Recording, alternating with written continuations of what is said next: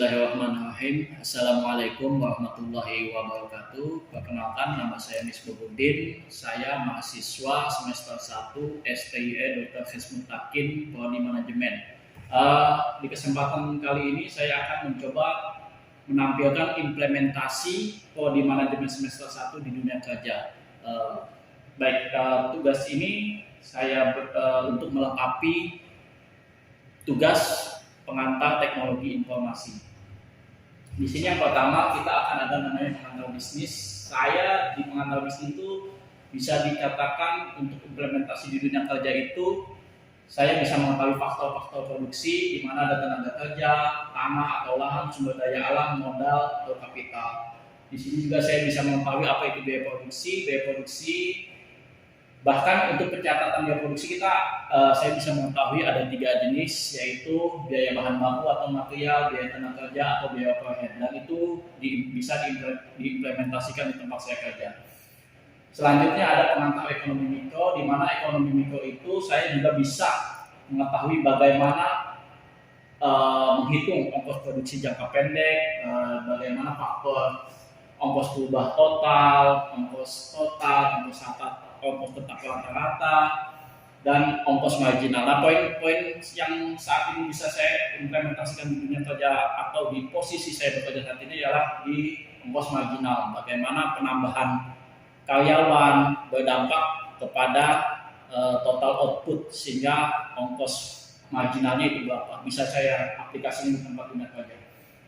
Di sini juga ada satu lagi, kemungkinan kapasitas pabrik atau kapasitas produksi, di mana saya juga berdasarkan ini saya coba menguraikan atau saya coba perhitungkan bagaimana kapasitas produksi itu maksimalnya berapa atau minimalnya berapa, sehingga saya juga bisa memprediksi pada saat di mana kita posisi maksimal, pada saat di mana posisi minimal. Oke, di pengantar ekonomi mikro juga saya belajar skala ekonomis. Skala ekonomis adalah kegiatan produksi apabila pertambahan produksi menyebabkan ongkos rata-rata produksi semakin rendah. Nah, ini yang di dunia produksi atau di perusahaan saat ini saya bekerja itu sedang dilakukan. Terus saya juga sehingga tahu faktor-faktor yang menimbulkan skala ekonomis, seperti spesialisasi faktor produksi, di mana setiap tenaga kerja diharuskan memiliki spesialis, misalnya di bagian di perusahaan kami atau ada namanya printing, orang khusus yang pengerjaannya, terus extrusion, terus dye, terus slating, dan backmaking.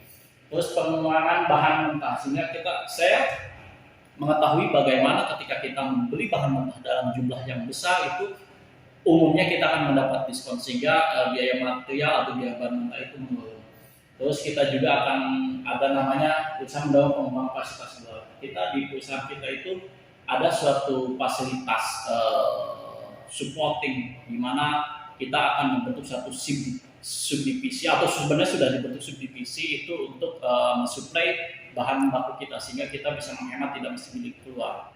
Itu dari sisi pengantar ekonomi mikro. Oke, dari akuntansi, walaupun saya tidak mengerjakan ini, tapi saya bisa tahu bahwa di perusahaan saya pun ada beberapa yang menggunakan, walaupun tidak sama persis. Saya bisa mengetahui bagaimana membuat jurnal umum, membuat buku besar, menyusun jurnal penyesuaian, menyusun laporan laba rugi, menyusun laporan perubahan modal, menyusun neraca, dan menyusun laporan arus kas. Itu dari sisi akuntansi, yang kadang saya juga berdiskusi dengan bagian akuntansi. Oke, untuk pengantar teknologi informasi, walaupun ini tidak berkaitan dengan perusahaan atau tempat saya bekerja, saya jadi mengerti e-commerce, bahwa e-commerce itu bagaimana perdagangan atau di pasar menggunakan digital. Terus saya juga mengerti tentang digital marketing, bagaimana kita mempromosikan produk kita atau barang kita kepada pasar dengan cara menggunakan digital. Mungkin itu yang bisa saya aplikasikan. Sebenarnya